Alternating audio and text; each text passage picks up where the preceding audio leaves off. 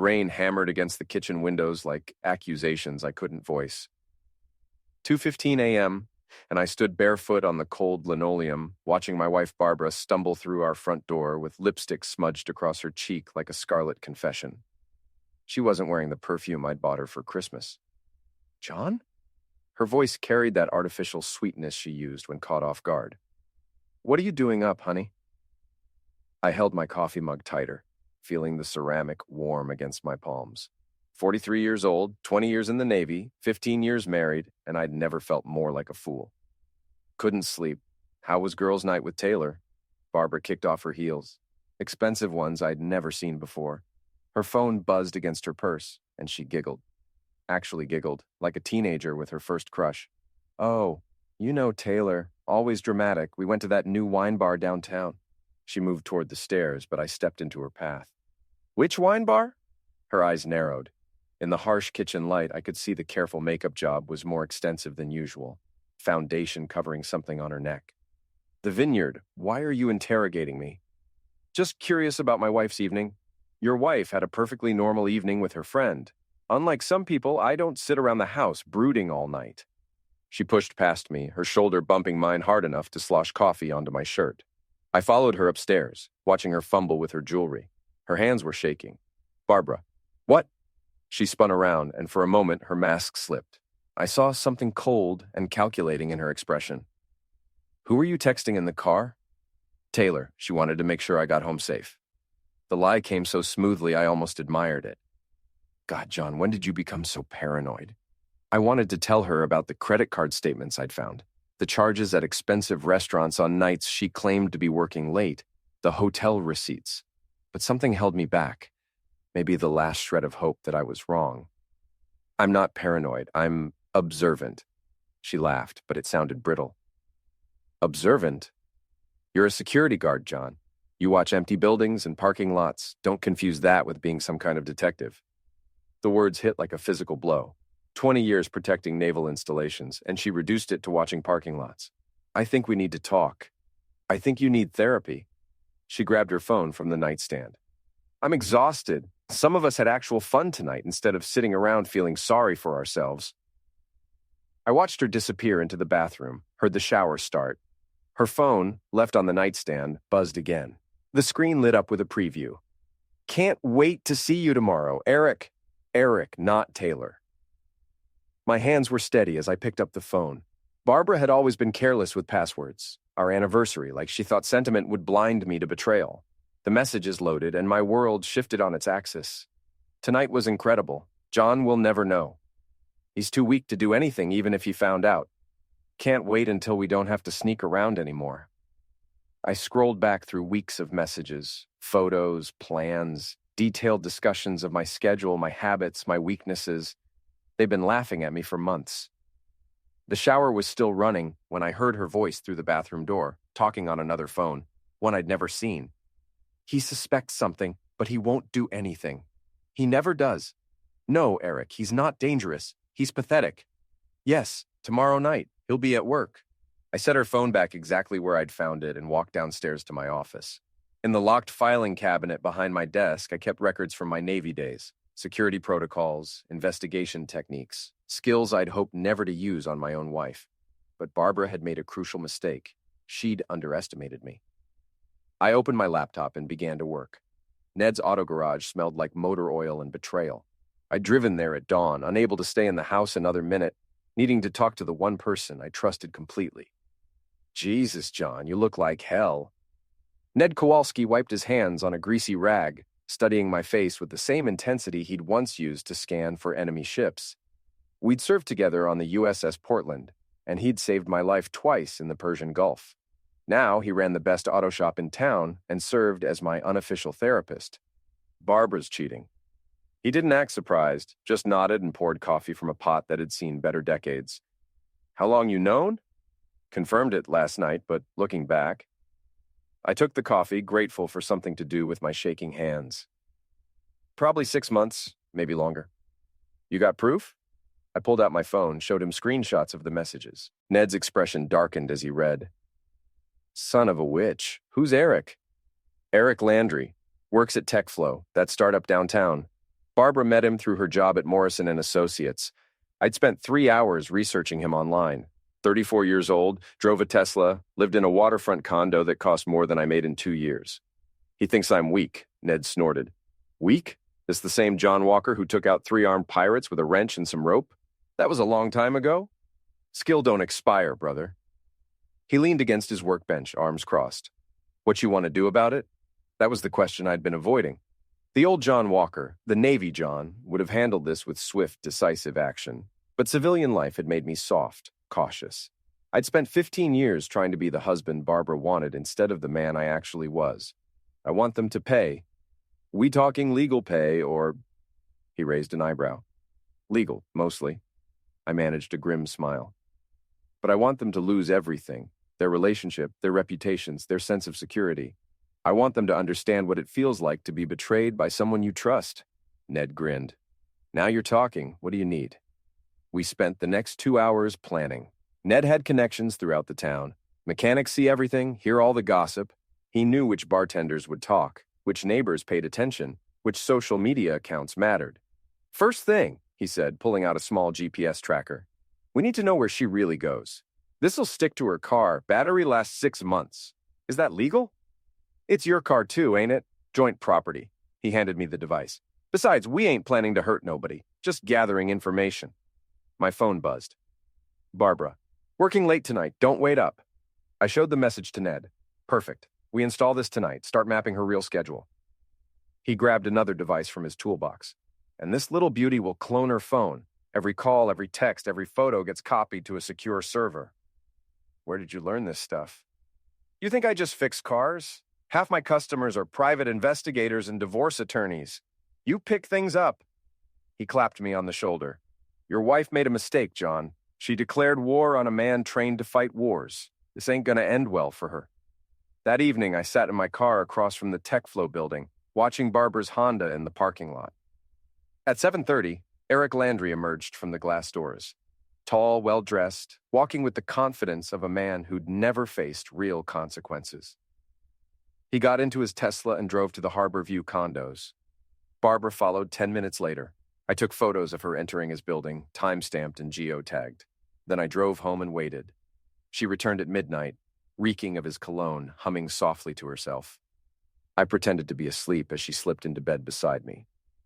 Good day at work, I mumbled. Exhausting. So many meetings. She turned away from me, already reaching for her phone. I listened to her typing, probably telling Eric how easy it was to fool her stupid husband. But the GPS tracker was already transmitting, the phone clone was already working, and I was already 3 steps ahead of both of them. In the morning, I'd start phase 2. The Slipway Tavern sat at the end of Harbor Street like a barnacle on the town's conscience. It was the kind of place where secrets went to die and reputations got buried. Perfect for what I had planned. I walked in at 5:30 when the after-work crowd was settling in for serious drinking and even more serious gossiping. Ned was already there, nursing a beer and chatting with Martha Kelsey, my next-door neighbor, and the town's most efficient information distribution system. John, Martha waved me over with enthusiasm that would have been suspicious if anyone didn't know her. Ned was just telling me about that new security system you installed. I slid into the booth beside them. Had to upgrade. Lot of strange activity in the neighborhood lately. Oh? Martha's eyes lit up. She lived for this kind of intrigue. Cars coming and going at odd hours. People meeting who probably shouldn't be meeting. I sipped my beer, letting the words hang in the air. Makes you wonder what your neighbors are really up to. I've noticed some things too, Martha said, leaning forward conspiratorially. The Hendersons' marriage seems rocky. And that new family on Maple Street, I'm not sure they're actually married. What about the Walkers? Ned asked innocently. They seem solid. Martha's expression shifted. Well, I probably shouldn't say anything. What? I kept my voice carefully neutral. It's just... Barbara's been keeping odd hours lately. And there was a strange car in your driveway last week when you were at work. Expensive-looking thing. I felt the familiar burn of anger, but kept it hidden. Probably a work colleague. Barbara's been taking on extra projects. Martha didn't look convinced. Just seems like a lot of extra projects lately. We talked for another hour, carefully planting seeds of suspicion without making direct accusations. Martha would have the whole neighborhood speculating by tomorrow night. When I got home, Barbara was in the kitchen, cooking dinner with unusual enthusiasm. "You're in a good mood," I observed. "Just a good day at work. We landed a big client." She smiled at me, and for a moment I almost forgot she was lying. "How was your day?" "Quiet. Spent some time with Ned. Had a drink at the Slipway." Her smile flickered. "The Slipway? That place is such a dive. It has character, plus you hear interesting things there." "What kind of things?" I shrugged. "Town gossip. Who's seeing who's having problems. You know how people talk." Barbara turned back to the stove, but I could see tension in her shoulders. "People should mind their own business." "Probably, but secrets have a way of coming out eventually." After dinner, I retreated to my office and checked the data from the phone clone. Barbara had been busy. 17 messages to Eric, 3 to her friend Taylor, and 1 very interesting call to a divorce attorney. The call had lasted 23 minutes. I pulled up the attorney's website, Patricia Vance, specializing in high-asset divorce cases, and protecting women's rights in difficult marriages. The consultation fee was $500. So, Barbara wasn't just cheating. She was planning to leave me and take everything she could in the process. My phone buzzed with a text from Ned. "Package delivered." I smiled. The package was a series of anonymous tips to Barbara's coworkers, carefully crafted to seem like concerned observations rather than malicious gossip. Nothing actionable, nothing that could be traced back to me, but enough to start people paying attention. Barbara's phone chimed from the kitchen. Then again and again. "Everything okay?" I called. "Fine," she called back, but her voice was tight. I opened my laptop and accessed the phone clone in real time. Barbara was getting messages from 3 different coworkers, all asking subtle questions about her relationship, her schedule, her recent behavior. Taylor: "People at Morrison are talking. Be careful." Jenna from her office: "HR wants to see you tomorrow. Something about professional conduct." And then Eric: "We need to talk. People are asking questions." I closed the laptop and went upstairs, where Barbara was pacing the bedroom with her phone pressed to her ear. "I don't know how they found out," she was saying. "No, I was careful." "What do you mean? Someone saw us?" She noticed me in the doorway and quickly ended the call. "Work crisis?" I asked. "Just some office drama? You know how it is." I do now. That night, as Barbara tossed and turned beside me, I lay awake planning my next move. She thought she was playing chess, but she didn't realize I'd already flipped the board. Tomorrow, the real game would begin. The Harbor Festival was Millfield's biggest event of the year, drawing thousands of people to the waterfront for food, music, and enough booze to loosen every tongue in town. It was also the perfect stage for what I had planned. I arrived early, ostensibly to help Ned with his booth. He sponsored a classic car display every year. But really, I was positioning myself for maximum impact. "You sure about this?" Ned asked as we polished the chrome on his 1967 Mustang. "Once you pull this trigger, there's no going back." She pulled the trigger when she decided to betray me. I checked my phone. The GPS tracker showed Barbara's car parked at Eric's condo. According to her text, she was running errands before the festival. "Fair enough. You got everything ready?" I patted the phone in my pocket. Every device within a 100-foot radius is about to get a very interesting airdrop. The festival crowd was building, families with strollers, teenagers in groups, couples holding hands, normal people living normal lives, unaware that they were about to witness the destruction of mine.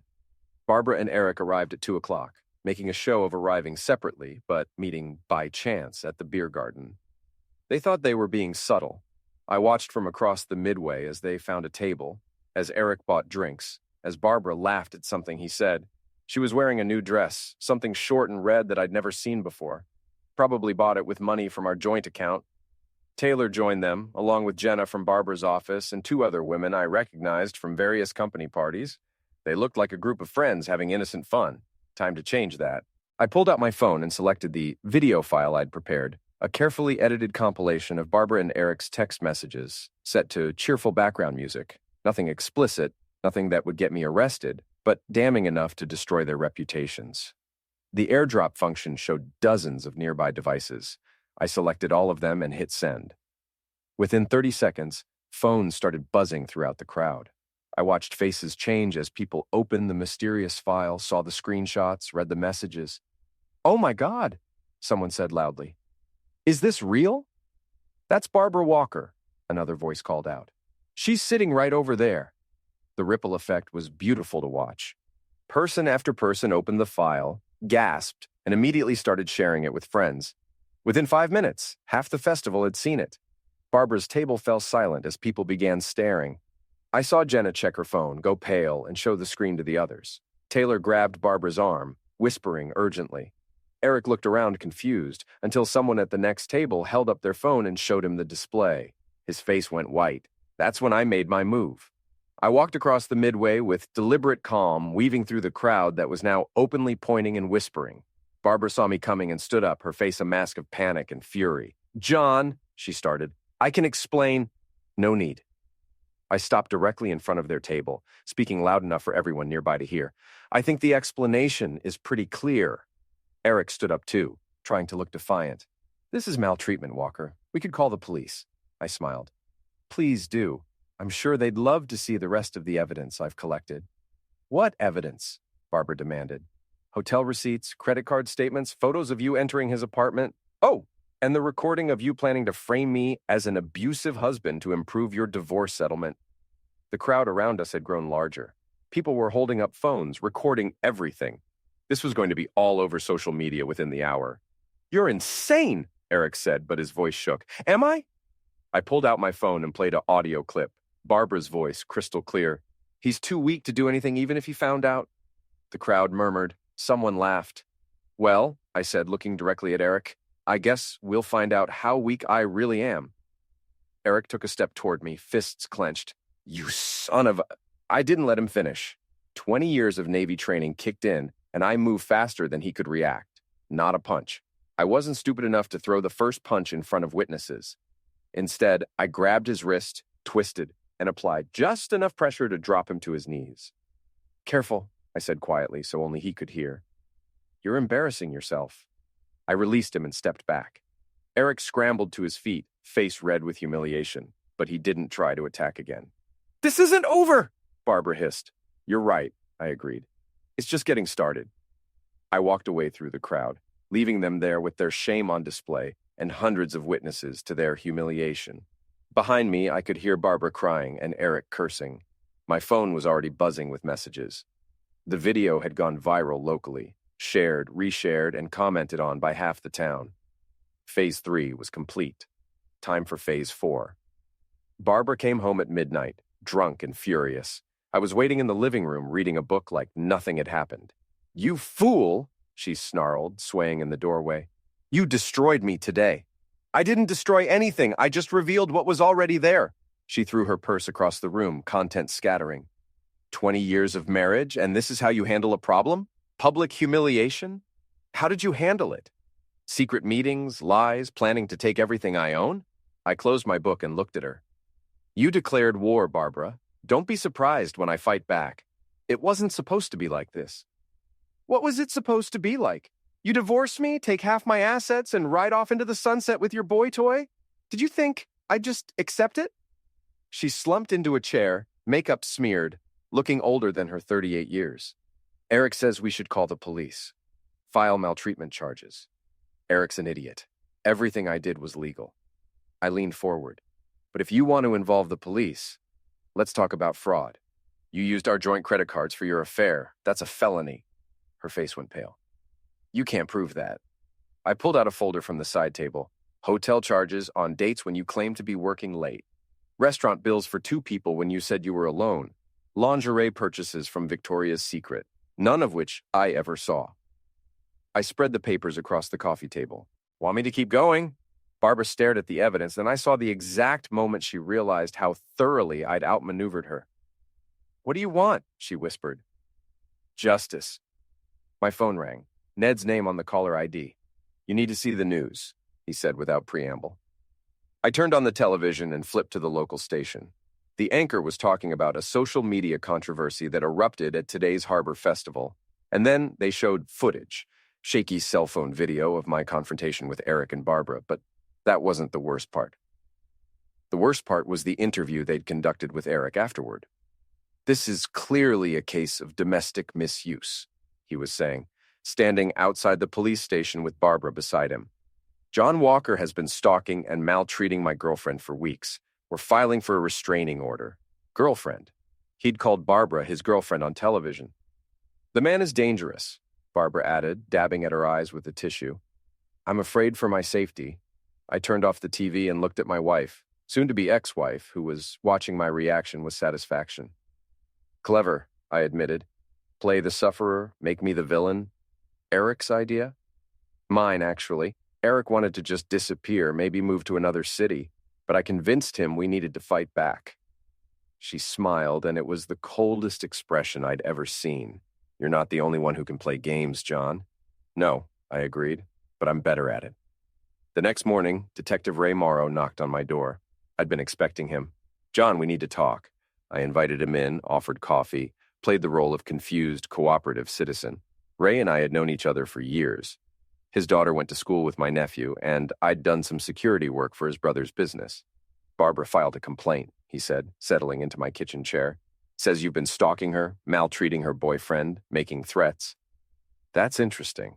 What kind of threats? She says you told Eric you were going to make him pay, that you had ways of hurting people without getting caught. I nodded thoughtfully. Ray, how long have you known me? 15 years, give or take. In all that time, have I ever been violent? Ever been arrested? Ever given you reason to think I was dangerous? He shifted uncomfortably. No, but people change when their marriages fall apart. People do, but not me. I pulled out my phone and showed him the recording app. I've been recording every conversation I've had with Barbara and Eric since this started. Would you like to hear what I actually said? I played him the audio from the festival. My voice was calm, controlled, never threatening. Eric was the one who'd tried to start a fight. She's lying, Ray, and I can prove it. I spent the next hour showing him everything. The evidence of Barbara's affair, the financial fraud, the recordings of her planning to frame me. By the end, Detective Morrow looked tired and annoyed. This is a mess, John. Yes, it is, but it's not my mess. He stood up, closing his notebook. I'm not filing charges. There's no evidence of actual maltreatment, and frankly, it looks like your wife is trying to manipulate the system. He paused at the door. But John, be careful. Divorce makes people crazy, and crazy people do stupid things. I'll keep that in mind. After he left, I called Ned. Phase 4 is complete, I told him. Time for the finale. You sure you want to do this? It's going to get messy. I looked around the house I'd shared with Barbara for 15 years. The photos on the walls, the furniture we'd picked out together, the life we'd built that she'd thrown away for a man who called her his girlfriend on television. I'm sure. Set it up. The Ocean View Motel sat on the outskirts of town like a bad decision waiting to happen. Ned had rented room 237 under a fake name, and I'd spent the afternoon setting up cameras, recording equipment, and my final surprise. At 8 o'clock, I sent Barbara a text. We need to talk. I have something you want. She responded immediately. What? The only copy of the recording where you admit to fraud. Meet me at the Ocean View Motel, room 237. Come alone. There was a long pause, then, how do I know this isn't a trap? Because I'm tired, Barbara. I just want this to be over. It wasn't entirely a lie. I was tired, but I wasn't ready for it to be over. Not yet. She arrived at 9:15, driving slowly through the motel parking lot like she expected an ambush. I watched from the window as she sat in her car for 5 minutes, probably texting Eric before finally getting out. She knocked on the door. John, it's me. I opened the door and stepped back. She entered cautiously, looking around the shabby room with disgust. Charming, she said. Very you. Sit down. She remained standing. Where's the recording? Safe. First, we need to discuss terms. Terms? I want a divorce, uncontested. You get nothing except what you brought into the marriage. No alimony, no claim on my pension, no joint assets. She laughed. You're insane. I'll get half of everything, plus alimony. My lawyer says, your lawyer doesn't know about the fraud charges you'll be facing. You can't prove fraud. I pulled out my phone and showed her the screen. 17 hotel charges, totaling $4,000, 12 restaurant bills, averaging $200 each, 6 shopping trips to expensive stores, buying clothes and jewelry I never saw. All on our joint credit cards, all while you were conducting an extramarital affair. Her confidence wavered. That's not fraud. It's marital property. Using marital funds to support an affair is fraud in this state. The district attorney is a friend of mine from the Navy. Want to test how sympathetic he'll be? Before she could answer, there was another knock on the door. Expecting someone? I asked. Barbara's face went white. Eric wanted to make sure I was safe. I opened the door. Eric stood there with Taylor and another man I didn't recognize. Tall, well-dressed, probably a lawyer. Well, I said, stepping back. Come on in. The more the merrier. Eric entered first, trying to look tough. Walker, this maltreatment stops now. What maltreatment? I invited my wife to a private conversation she chose to bring backup. The stranger stepped forward. I'm David Chen, Miss Walker's attorney. Any further communication needs to go through me. Interesting, Barbara. When did you hire a lawyer? When you started stalking me. I smiled. That's funny, because according to my records, you hired Mr. Chen 6 weeks ago, 2 weeks before I discovered your affair. Chen's expression didn't change, but I saw him glance at Barbara. You've been planning this for months, I continued. The affair was just the beginning. You were going to divorce me, take everything, and claim I was abusive to justify it. That's ridiculous, Taylor interjected. Barbara would never. Taylor. I turned to her. How long have you known about the affair? She looked at Barbara, then at Eric. I don't know what you mean. I pulled out my phone and played an audio clip. Taylor's voice, clear as day, saying, just make sure John doesn't find out until after the divorce papers are filed. Taylor went pale. How did you? That was a private conversation. Nothing's private anymore. I looked around the room at the 5 people who'd conspired to destroy my life. You all made the same mistake. You underestimated me. Eric stepped forward, fists clenched. Enough games, Walker. What do you want? Justice. That's when Ned walked in through the connecting door to the next room.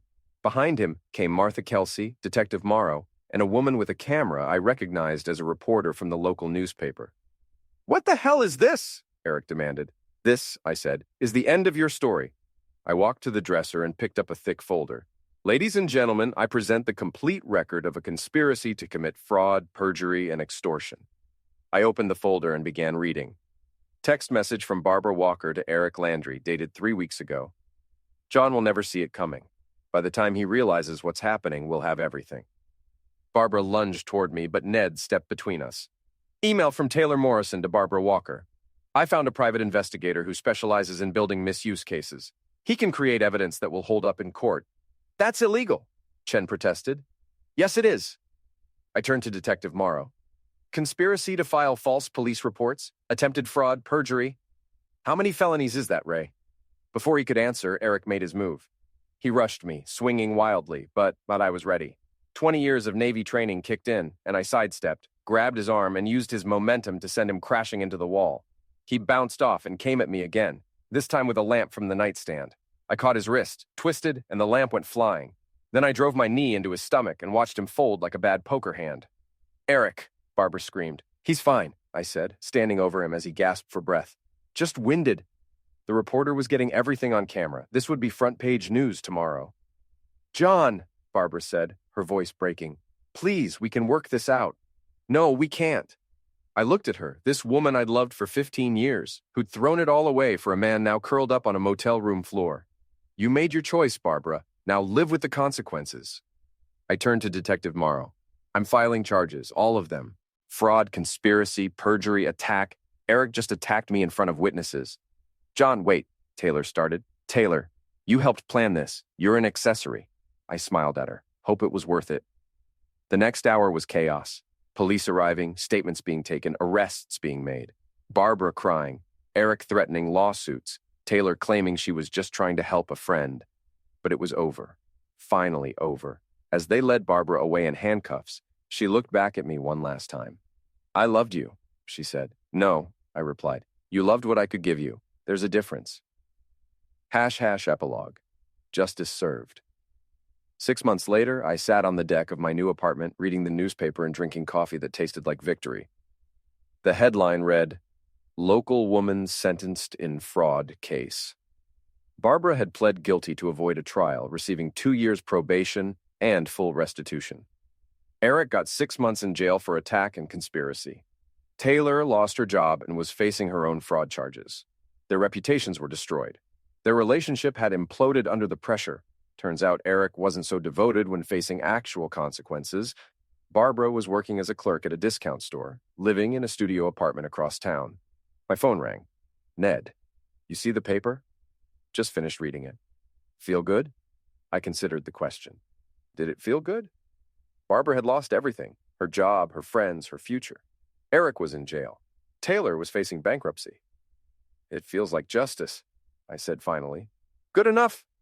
I hung up and went back to my coffee. The sun was setting over the harbor, painting the sky in shades of orange and red.